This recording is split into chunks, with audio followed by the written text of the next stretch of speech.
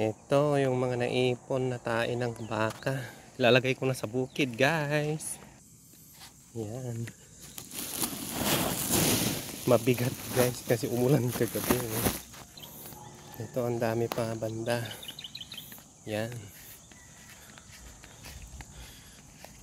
Ayan, hindi ko muna pinuno kasi mabigat. Ayan ulit. Marami pa dito, guys.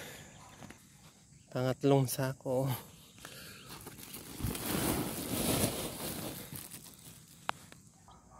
Dami pa, guys. May ilang sako pa ito. Pang-5 na sako. Pero hindi puno. Kasi mabigat siya. Yan, guys. Mamolot tayo ng tae ng baka. Lalagay natin sa sako. Yan.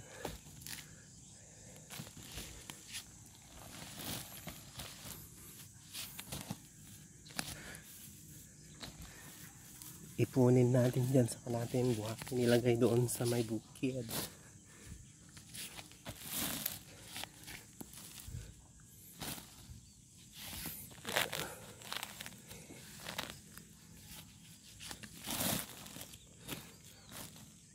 Yan, tama na po, mabigat.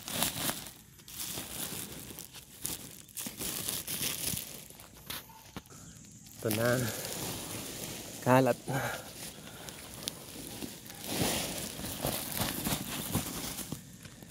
Yan. Kunti na lang, guys, ang lalagyan para may pandagdag pataba kasi malapit na ang tagtanim na naman. Ayan.